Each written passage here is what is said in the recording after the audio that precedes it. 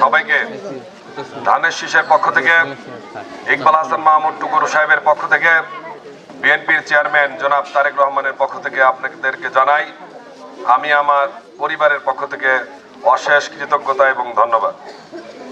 আজকে আমরা যে উদ্দেশ্যে এখানে উপস্থিত হয়েছি, বিশেষ করে আজকে আমাদের ভোটারদের মধ্যে সারা বাংলাদেশেই অর্ধেকের বেশি কিন্তু মহিলা ভোটার, মানে মা বোনেদের ভোটার।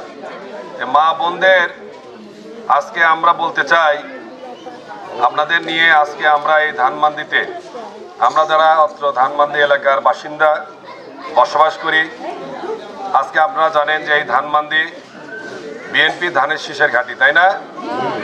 তো এই ঘাঁটিতে আমরা অনেক আন্দোলন সংগ্রাম করেছি। করতে যে আমরা এই এলাকায় কিন্তু ওই মিছিল টিছিল করে, তারপরে যখন পুলিশের সাথে আওয়ামী লীগের সাথে মারামারি হয়েছে গণতন্ত্র লড়াইয়ের জন্যে, তখন কিন্তু এই ধানমন্ডিবাসী আপনারাই কিন্তু আমাদের আশ্রয় দিয়েছেন, তাই না? যে কারণে আমরা কিন্তু সাহস পেয়েছি, এই ধানমন্ডি থেকেই আমরা সাপোর্টটা বেশি পেয়েছি বিএনপির পক্ষ থেকে, তাই না? তো সেই জন্যে আমি আপনাদেরকে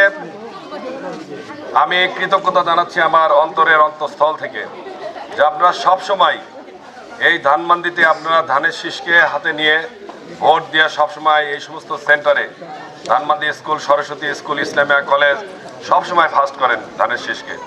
আমার পিতাও কিন্তু এই এলাকার কৃতি সন্তান ছিল, সাবেক এমপি মির্জা মুরাদুজ্জামান। 1991 সালে আপনারাও কিন্তু তাকে ভোট দিয়ে ধানের শীষে বিপুল ভোটে নির্বাচিত করেছিলেন ধানমন্ডিতে, তাই না? যে কারণে তিনি এমপি হয়েছিলেন। এই সিরাজগঞ্জের তিনি নেতৃত্ব দিয়েছেন, উন্নয়ন করেছেন, আপনাদের পাশে থেকেছেন, গরিবের বন্ধু ছিল, তাই না? আজও আমি সেই টিন শেড বিল্ডিং এ থাকি, যে টিন শেড বিল্ডিং এ থেকে আমার বাবা এমপি হয়েছিল আপনাদের ভোটে। তো যাই হোক, আগামী দিনে সামনে 12ই ফেব্রুয়ারি, এই 12ই ফেব্রুয়ারিতে নির্বাচন, অনেক প্রতীক্ষার ফসল, গণতন্ত্র লাইনচ্যুত হয়েছিল, ভোটাধিকার হরণ হয়েছিল। আজকে আমরা সেই ভোটের অধিকার ফিরে পেয়েছি। আগামী 12ই ফেব্রুয়ারিতে যে ভোটটা দিবেন, ধানের শীষে দিবেন।